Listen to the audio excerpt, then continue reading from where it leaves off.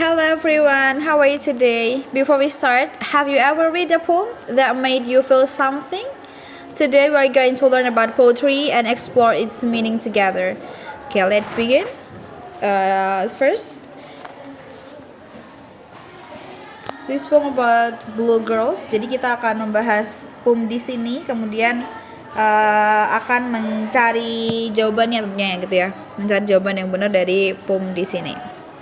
Blue girls, twirling your blue skirts, traveling this world.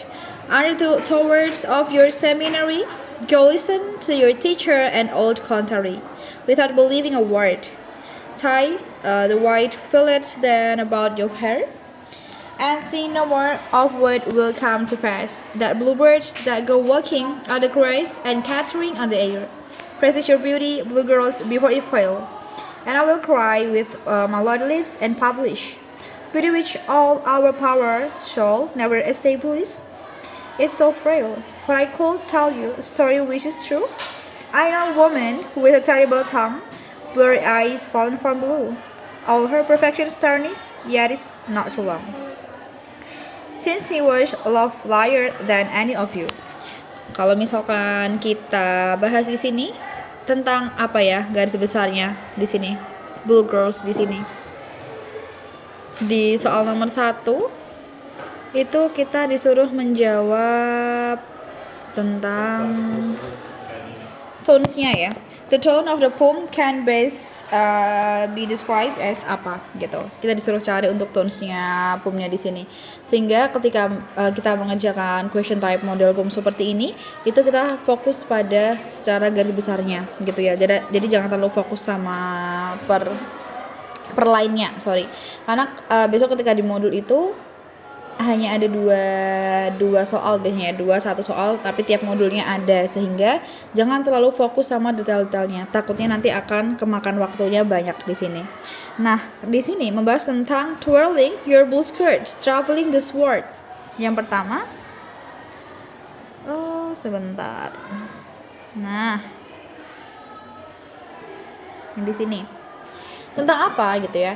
Jadi ada garis-garis itu berputar dengan rok biru mereka, dan dia tuh berjalan di lapangan rumput. Jadi itu gambaran masa muda yang ceria dan bebas gitu ya, karena happy. Mereka terlihat kayak cheerful. Kemudian under the towers of your seminary, mereka itu berada di bawah menara sekolah. Sekolah itu atau seminari itu ya. Jadi seminari itu kayak menara sekolah, dimana simbol masa belajar dan masa anak-anak, bukan masa anak ya, masa remaja gitu ya. Go listen to your teachers old and contrary. Jadi ketika mereka di sekolah ya disuruh untuk mendengarkan teachers atau orang tua gitu ya. Kemudian without believing a word, tapi jangan terlalu percaya pada kata-kata mereka. Ada jarak antara nasihat orang tua dan pengalaman ketika muda. Tie the white fillets that about your hair. Jadi ikat pita putih di rambutmu, itu simbol kepolosan dan sebuah tradisi. And think no more of what will come to pass. To come to pass di sini. Okay. Jangan terlalu memikirkan future atau masa depan. Kemudian that bluebirds that go walking on the grass. Seperti burung biru atau bluebirds yang berjalan di grass, rumput, hidup tanpa beban. Jadi latih flow aja gitu ya. And catering on the air. Tuh, burung-burung itu kayak berceloteh di udara. Jadi itu lambang sebuah kebahagiaan atau keceriaan di masa muda. Practice your beauty, blue girls, before it fail. Jadi nikmati dan latih kecantikanmu sebelum dia pudar, intinya gitu. And I will cry with my loud lips and publish. Sang penyair akan bersuara lantang gitu ya, menyatakan something. Beauty which all our power shall never establish. Jadi kecantikan itu merupakan sesuatu yang gak bisa dipertahankan oleh manusia. It's so frail, karena kecantikan itu frail, rapuh. So, for I call tell you a story which is true. Jadi si author ini tuh pengen memberikan kisah yang relate ya, kisah yang nyata. Jadi I know a woman with a terrible tongue. Jadi ia mengenal seorang wanita yang sekarang itu sinis ya, berlidah tajam itu kan sinis di sini. Nah, gitu. Blue eyes fallen from blue, yang matanya dulu biru sekarang kini udah pudar dan suram gitu. And all her perfections tarnished yet it's so long, not so long. Jadi semua kesempurnaan itu telah rusak meskipun belum lama. Since she was lovelier than any of you. Padahal dulu dia lebih cantik daripada kalian semua. Intinya dari sini kita nggak boleh terlalu terlena dengan sebuah kecantikan, karena kecantikan itu sangat-sangat mudah untuk pudar. Jadi untuk makna keseluruhannya, poemnya tentang apa? Poem ini tuh menceritakan kayak ada pesan ya atau nasihat dari authors tentang kefanaan kecantikan di masa muda gitu. Jadi para gadis-gadis muda yang digambarkan ceria, kemudian bebas, kemudian cantik gitu ya. Namun si authorsnya juga mengingatkan kalau kecantikan itu nggak abadi, dia bakal rapuh dan bakal pudar gitu. Sehingga kisah perempuan di sini itu yang dulunya cantik tapi sekarang udah itu ya, udah lusuh tadi ya, bukan lusuh ya, udah memudar lah kecantikannya. Itu jadi apa sih, kayak peringatan atau caution kita bahwa waktu itu akan mengubah segalanya. So untuk apa ya, kayak amanatnya ya, pesan utamanya itu apa? Jadi nikmati masa muda dan kecantikan selagi ada. Jangan terlalu percaya kalau kecantikan itu akan bertahan dalam jangka waktu yang lama gitu. So kalau dari soal nomor 1, the tone of the poem can best describe. Tone-nya apa? Kalau cautionary berarti kan itu ada ini ya. Apa? Cautionary itu ada peringatan. Kalau magic itu artinya mitologi. Sarcastic berarti dia ada sindiran yang tajam. Optimistic itu beroptimis. Kalau hopeful berarti ada harapan.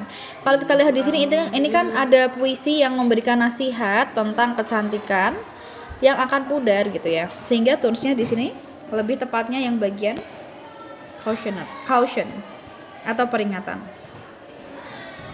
Begitu. Oke, kita akan next dulu ke nomor 2. The poem is primarily concerned with apa? Primarily concerned, tema utamanya. Jadi maksud soalnya ini fokusnya ini tentang apa gitu ya. Kalau kita tahu lagi, kita flashback lagi untuk poem di sini itu kan menekankan kalau kecantikan dan masa muda itu kan cepat hilang gitu. Nah, sehingga mana yang tepat? Kalau yang importance of beauty itu bukan menekankan pentingnya. Kalau di poem kan bukan menekankan pentingnya ya, tapi kan kefanaannya gitu, sehingga bukan tentang important di sini. Oke, yang kedua ada the lesson to be learned from the past. Berarti ada contoh wanita tua gitu. Emang ada gitu ya contohnya gitu dari apa namanya orang yang itu ya, yang sudah kecantikannya udah pernah pudar. Tapi kan fokusnya kan bukan itu ya utamanya ya. Itu kan hanya untuk nge-spill ini loh, ada ilustrasinya gitu. Karena kan pokoknya kan kita ini ya, jangan terlalu terlena sama sama kecantikan. Sehingga bukan. Kalau yang C, the flooding nature of youth, berarti apa? Rapuhnya masa muda. Nah, ini good. Ini yang betul di sini.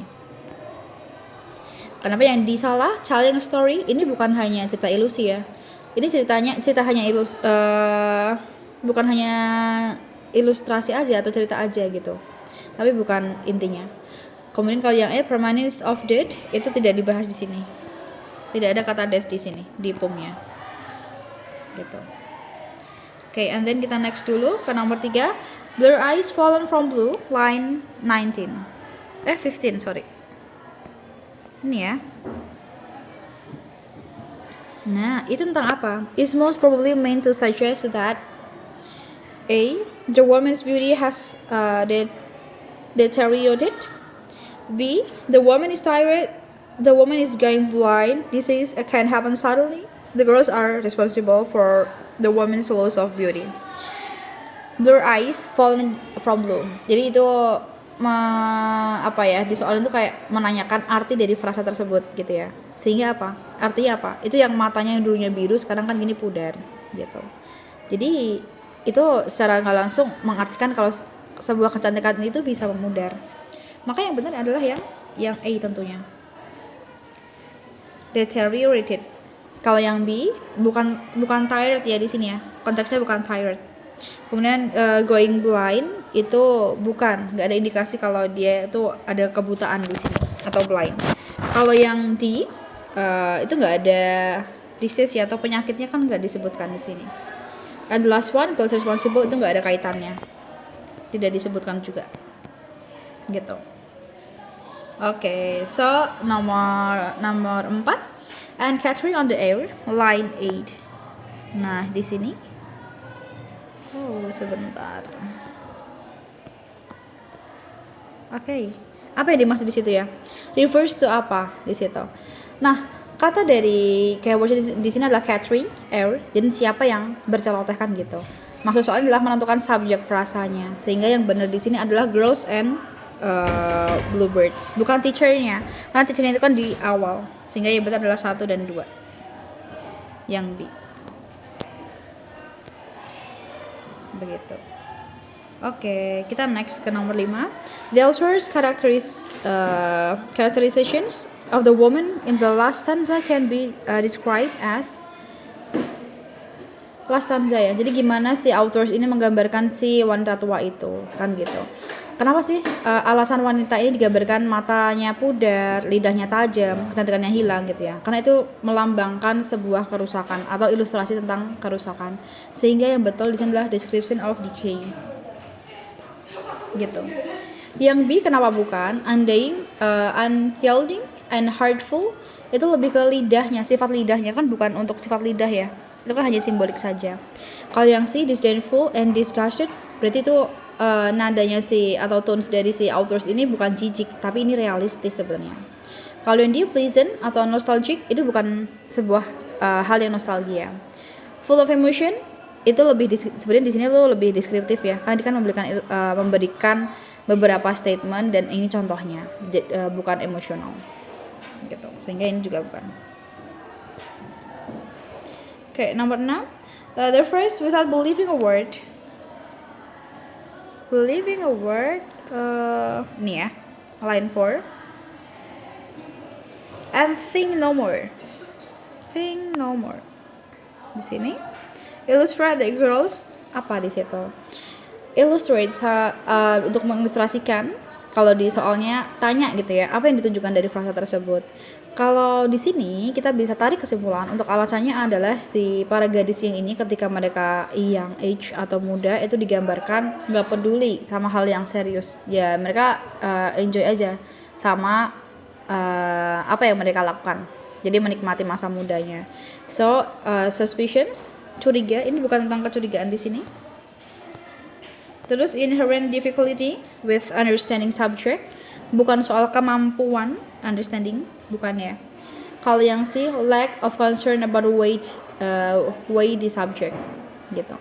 Kalau yang D itu frail nature, itu rapuh.